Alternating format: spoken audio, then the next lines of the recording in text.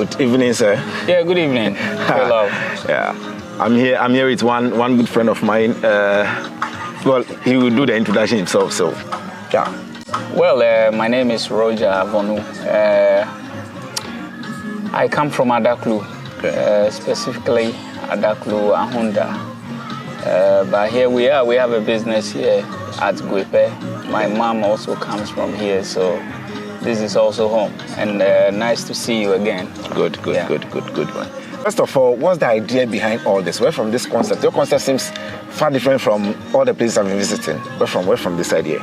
Let me say it's a hiking center. The most iconic, object or structure or element in Adaklu is the Adaklu Mountain. Adaklu Mountain, yeah, the famous Adaklu Mountains. The buffaloes, antelopes, bats. Over the years, it's been underdeveloped, or it has been underdeveloped. Or let me say, nothing has been done about it at all. Maybe little has been heard about it, yeah, or it's not been known at all.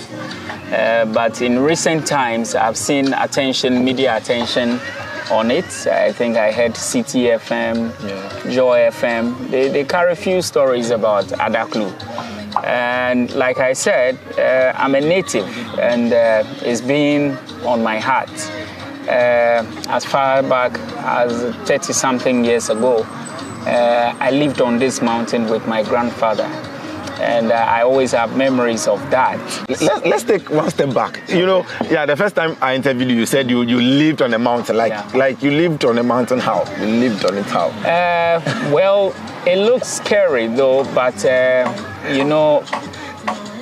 Adaklu people used to live on the mountain. They settled there, way back because of war, persecutions and stuff like that. People would like to secure themselves. They would like to hide from enemies. Yeah. And so some of them, the ones who could hike to the top, were hiding there. Or maybe let's call them like warriors. Okay. And of course, once they are there, they will need to survive. They started farming. And so our great-great-grandfathers had farms there, even though they moved downwards, the foot of the mountain, when civilization or, things were changing, they moved downwards, but they still had their farms there. And my grandfather, also had farm there before I was born. So, wow. And I mean, this is about 600 meters above sea level. Mm-hmm. And the most adventurous. I was a kid, and he took me there as, like his pet. And he had a farmhouse there, and he has gardens and stuff. And so before I could even recognize things, I think I was there. And so I would say my childhood life began there. It was home.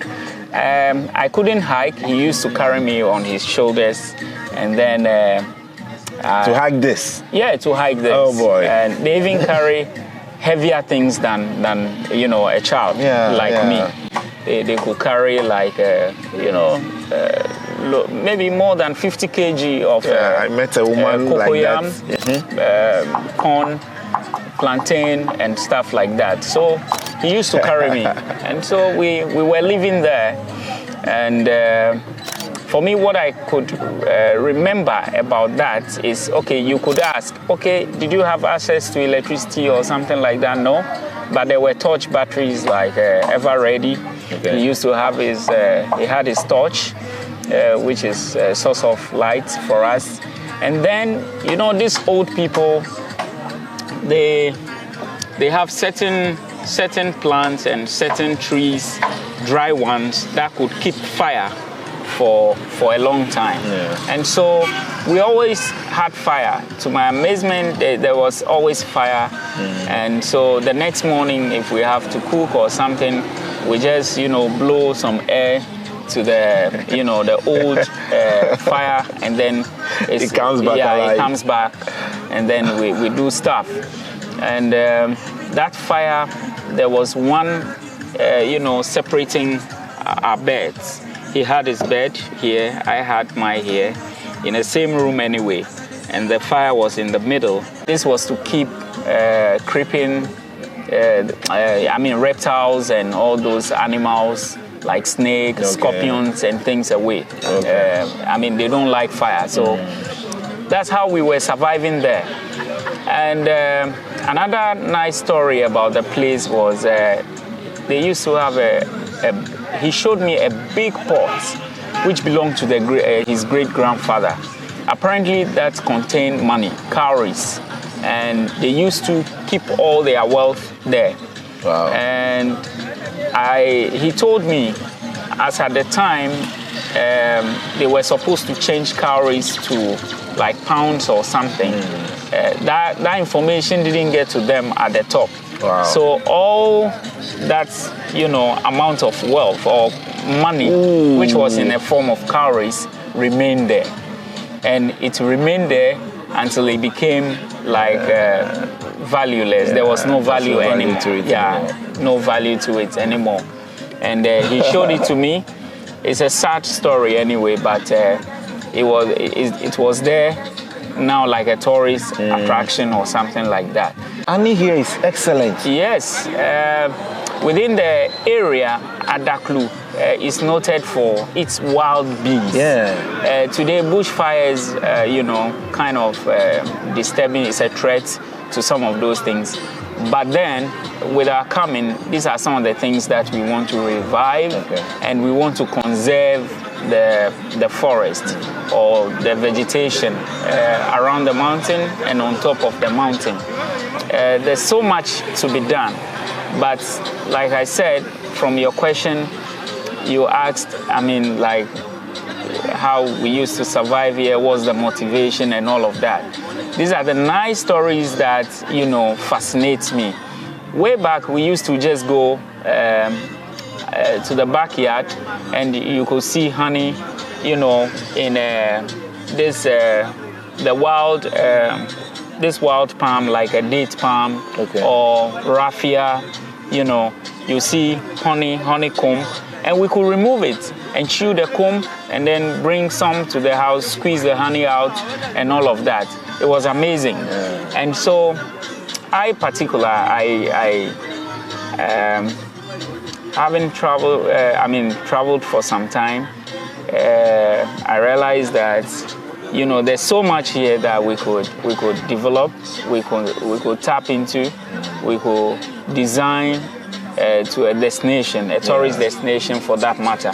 This place that we are now used to be somebody's old plot with a very old building that we negotiated and took it. We broke down the building and then we pulled this structure, which is a wooden structure, but very fantastic, with a rooftop bar or with an up bar, top bar, and then we have the down that is for office, for shops, artifacts, produce from here,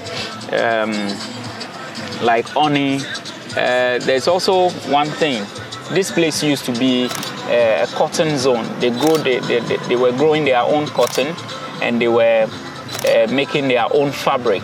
The one the others use, the white cotton batakari, not the northern one.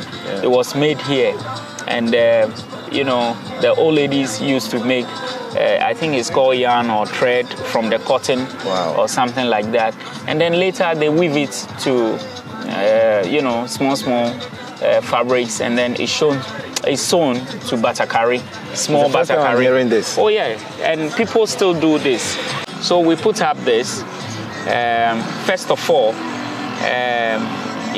this is on a major road, Adidome Road, and we need something by the roadside. Even though we are interested in developing the place into a resort and a hiking center, something must show by the roadside. And so we put up this, which is now an attraction on its own. it has a capacity to take over 200, 300 people at a go. They can have their drink, good music, good food. And we have a plan to even revive some of our old staple foods. Way back, you can just roast, you could just roast, say, like cocoyam, grind some pepper, mix it, and put red oil on it with some fish, and then you are gone. Want to revive those things. Yeah, okay. You could just roast something like a plantain, break it to smaller pieces, put some granules, with some Kobe, nice. with your oil, and then you have your meal. This is December. Adaklu is the place, so we have to be here. And this could take you. Now things are tough. If you eat that, Charlie, it's gonna take you a long time. And we also want to have one of the best local kitchens, around this area. Okay. Right from the whole of Adaklu. We want to have the best local kitchen here, where you can enjoy your bush meats, smoked bush meats with fufu in the afternoon.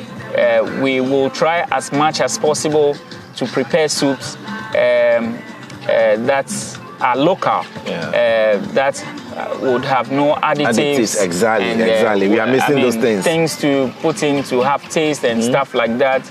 We know how to do it. There are ingredients from natural sources that you could put in this soup to make it amazing. Things that, let's say, the modern man imitated from the laboratory and put in the soup. We have them here. There are lots of organic farms here. We grow our own stuff here. And so that's going to be one of our main focus. We want people to come and enjoy something unique here, not your regular fufu in town, your regular banku with okra in town. The okra we are going to do here, first of all, everything we are going to be cooking here is going to be organic. And the soup is going to be like what our forefathers used to enjoy. And so it's going to be something everything way back. Sure, it's something that's going to be unique. Again, we also have our continental dishes for the sake of, maybe visitors or people who may not be interested in this local stuff. But we know if they try, they dare taste it, they're going to move from all those things. So for now, we have your regular jollof, we have yam chips, we have your, fried tilapia, grilled tilapia, okra, and stuff. And we have drinks. All drinks that you can get. Please, we have palm wine. We have palm wine. We have palm wine. I'm a good boy. Don't tell it. We even have one reserved now or preserved in the fridge, and we're still working on fresh one from the bush. This festive season, we have a load of programs. We have surprise for you. Before we go there, please call for the palm wine. I want to taste some of the palm wine. Hello. Palm wine in Adaklu. This is palm wine. I taste palm wine virtually everywhere I go, and we have to scale the Adaklu version. Yes, we are coming to try the palm wine here in Adaklu. Yeah, nice. Yeah, way back the EP Church. I think when it moved from somewhere, Dodua or Mampong, somewhere, there's a history about Adaklu. Yeah. Adaklu was one of the first places the EP Church came to at Wire. And so the first moderator even came from Adaklu. I think not just EP Church. One of the first places in Volta region where Christianity came. During the anniversary launch, I was part of this thing, and the history was quite good. I'll go back to that history and see. And so it's part of us. That's how come you have this antique bell here. That is good. And these are all tourist attractions. Yes. And somebody has to start something about it. And I think it's still work in progress. Yeah. That's what we are doing. So from 23rd to 2nd January 2023. 23rd, the place opens, or our Xmas program starts. As you can see, we are constructing the biggest Christmas tree in Volta region. Whoa, in Volta that's region. a Christmas tree. And guess what? We are using our indigenous materials for it. Oh, Roger, you're good. Yeah, this is Christmas in Africa. When we're kids, we used to do this, and so that's what we are doing here. And like I said, it's going to be the biggest local made Christmas tree in the whole of Volta. And we have our star, the star that the three wise men saw followed at the top there. And it's going to be, lit. This is the destination this Christmas. You can see that the weather is changing. Once the sun is dropping, you start enjoying the natural breeze. It's getting cold here. Elsewhere around is warm. Here, particular, one of the unique things you can experience here is the weather. People say it is the direction of the mountain as against the community, because the wind that is blowing from the seaside all the way from Adan or wherever it is, it hits the mountain and then deflects here. And this is the line from Aglepe all the way through Gwepe, Shrepe, and then all the way to Adaklu, Humenu, and all those places. That is the line. And so it's so unique here. 23rd, the Hasu community is joining us. They are hiking the mountain through Helekpe. Oh boy, I don't like that side. That side is scary. Through Helekpe is scary. It's scary. Yeah, very adventurous. Yeah, sure. And then all the way to the peak, and then descend. To this place. Okay, so you use the other side to descend. Yeah, they use the other side. Okay. Descend here gradually to the oxygen garden at the foot of the mountain, where we developed to, which is even bigger than this. During the Assembly Festival, that side. Okay. That's a big orchard there. That can also take over 500 people at a go. And guess what? We have our bamboo seats, the garden seats there.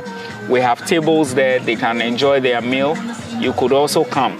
And so we are expecting Helekpe, the whole Helekpe, Sikama, Helekpe, Avanyaviope, and we are joining them. Aglepe, Gwepe. We have an avenue here, which is about 200 meters to the orchard, the oxygen garden.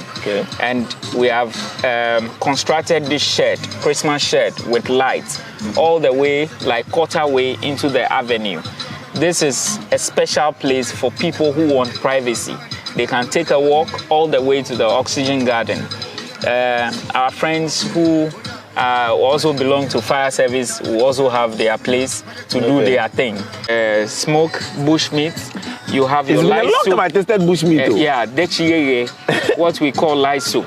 Dechiyeye, then the normal one, not the taflache, the tin tomatoes one. You're going to enjoy that. I have to taste that. Yeah, and all this run through all the days. If you are planning or you are doing your schedule, 31st is also another big one. In the evening, here is going to be massive. Just prepare. You don't need much. With something small in your pocket, you have your usual palm wine. You have your, your drinks, your beer, your draughts, there's one I'm forgetting. There's a special akpeteshi. Few things are noted with, Adaklu. Our honey, our akpeteshi, our grass cutter. Charlie, you can't compare. The grass cutter, anyway. For that one, it's not for you to watch. So there's nothing that you could compare to with these things. And so there's a special akpeteshi. It's tapped here from palm wine, pure, mixed with nothing. Abe, distilled to very good natural akpeteshi. And we are going to infuse our concoctions in it. You're going to have different flavors. You have your prekese, you have your echo, you have your pepper, you have other things. We have a special concoction for men, okay? that it's like a cocktail we're going to brew for you, or we're going to prepare for you when you come here. And guess what? If you go for it, the next day you come for maybe like a bottle or something like that. And men, are you in that building? Men, are you around? Okay. We have all those things going on as work in progress. On a more serious note, with time, there are certain things that you can only get it from this joint, and people should make it a point. They should put it on their calendar, and I want to assure them that this is the next big thing, the next big joint around. I mean, there are a few other things that we are keeping as a surprise, but I'll give a gist. Here is going to be a hiking destination, the best hiking destination in the Volta region. Why? Because we're going to be moving the crowd from home, at least once or twice every year. We will do hiking, and then we will have our usual party here. Okay? And so people should just take note. There's more coming. Okay, what are future plans? So there's one thing that a lot of people seems to be yearning for in Ghana here: cable cars, paragliding. Yeah. Do you have any such plans? Because I'm not an expert, but looking at videos online, doing a little research, small research, Adaklu Mountain, the way this side is really steep. Yeah. Looks like it's positioned very well for some activities like that. Any such plans going forward? There's a huge plan for that, and I'm sure you might have heard it before. We have a blueprint here. It's in a form of a flash video that has all these mock-ups, or these things mock up. The first thing we are starting with is hot air balloon. Ooh. Yeah, hot air balloon. Hot air balloon is going to move from all the way to the top of the Adaklu Mountain. And we are hoping and praying that at least maybe this Easter coming, we should have the first hot air balloon. Wow! We're going to be having zip lines, okay? This mountain, I say that it is the tallest mountain in Ghana. Why? This is the only mountain that you start climbing from a very low level. It has the longest climbing time, It takes you, a first timer, about 3 hours to get to the top, the peak, and about another 2.5 hours or 2 hours 45 minutes to get down or to come to the bottom. And it's the most adventurous mountain. I'm now getting your point. Yeah. So, let's say Gimi is about 800 meters, but driving there, the vehicle does most of the climbing for you before you reach the town. Exactly. Oh, I see. I get your point now. But this one, right from the foot, right from the foot, just maybe few meters above sea level or below sea level, you start climbing. Okay, and so it has the longest and the most adventurous. It's a pure climb. Hiking in Ghana. Oh, okay. This one, the Ghana Mountaineers Association, they confirm this. Okay. Nice. Aside that, it has some of the most steepest and tallest, as for that one, I can confirm it. You can see. And so, if you look at the right-hand side of it, when you are facing it from, whole side, there's this escarpment that is very okay for paragliding. Yeah. Okay? If you paraglide from that place, you're going to be landing somewhere around Helekpe or beyond Helekpe. There's a village called Jakpo where we'll have a landing place. Okay? And so this mountain has and that whole place is flat and large. It's flat and large for landing. This mountain, has so much potential that all I can say is that we need technical people and we need experts to come on board. Okay? One thing that we are engaging the community on is that they should, be a bit flexible so that people can come and have their, what do you call it? They call it outhouse or, there's a name, countryside buildings here where they can even enlist on Airbnb, okay? And so we have space for all of that we can give people, pieces of land to put up, tree houses, wooden chalets, exclusive, houses, in the bush and in the forest here, okay? And so, not to lose my my thoughts, this avenue is a fantastic 200 meters long avenue that we already even started growing avenue trees on. Oh. So in about 3 years to come, you're going to have, some of these trees starting to form canopy and stuff. Wow. And you can imagine the temperature, the serenity that you're going to enjoy. This place is going to have the biggest Xmas market, trust me, because we have the largest place for events. Yeah. We have the largest place for events. Single place among, same people speaking the same language. And so it would not be that challenging to deal with us, especially if there is that understanding. We could do a lot together here. And so, in brief, or to summarize everything, these are the programs that we have. Apart from the hot air balloon, the zip line, the parachuting or paragliding, the ultimate thing is the cable car. The cable car is part of our video here, which I'll share with you later. It's now for public consumption. Okay. We want to have, by the grace of God, the first cable car in Ghana and probably West Africa. And this is how we want to do it. From 600 meters all the way from Adaklu Mountain over Ho to Galenkwitoji. From there... Wait. Come on. What are you saying? Yes, this will sound crazy. But it's going to unfold in phases. Across Ho? Across the Ho. Township of Ho? Yeah, you should be in a cable car or on a cable car over Ho to the famous Galenkwitoji.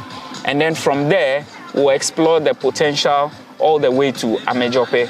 And this is how we are looking at it. Damn. Yes, sure. And even the good book says that whatever plan that you have, you need to proclaim it. You need to say it and it will come to pass. Wow. All these things here you see were once upon a time a dream. But today we could touch this table here. We touch this tank. These were all a dream. They were all designs in our mind. We put it on a computer and today it has become a physical thing that we could touch. And so once we start saying it, I know it's going to happen. I don't like,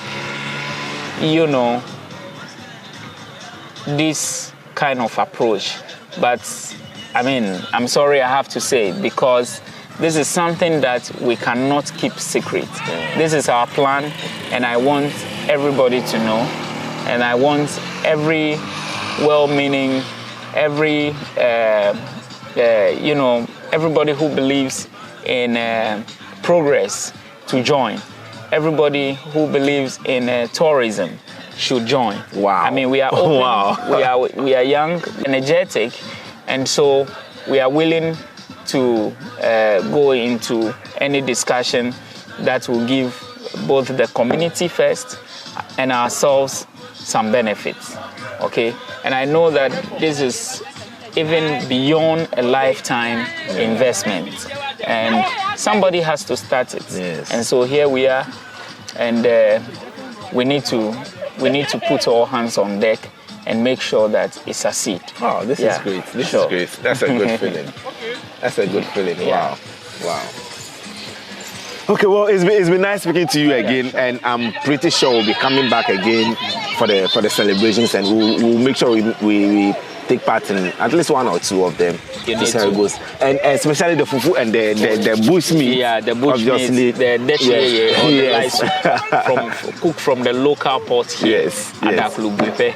We definitely try and be part of this. You just can't miss it. You need to be part of this. Definitely. And I mean, the next year is going to be power pack. I mean, throughout, the Easter season all the way, I'm sure that things will take shape better than you're seeing. And then on and on and on and on until we get to where we want to get to. Definitely. Yeah, sure. Okay, it's been great. Always great meeting you again. Nice talking to you too. Nice speaking and to you. Keep up the good work. Sure. I've been seeing most of your posts. I realize you are passionate about Volta. Yeah. Volta, there's so much. I mean, we haven't even tapped even 1,000th of it. I know Adaklu is just an isolated case. Yeah. If you move towards the northern part, of Ho, I mean, there's so much there. And I always say that if I stand at Sky Plus and I look at Ho, it's beautiful. Yeah. But the nicest natural environment I see is, opposite Sky Plus. Clippers, Yavi, those areas. All the way going to Amejope. That view is fantastic. I'm just praying that we should have a proper plan for that topography, that mountain or mountainous area there. And I mean, it's going to be a destination. There will be nothing. Like that's what we are praying for. Yeah, sure. So I'm hopeful for. Yeah. So thank you so much. Thank you. And we'll definitely be passing through again. That's right. Thank you. Thank you too. Thank you for passing through.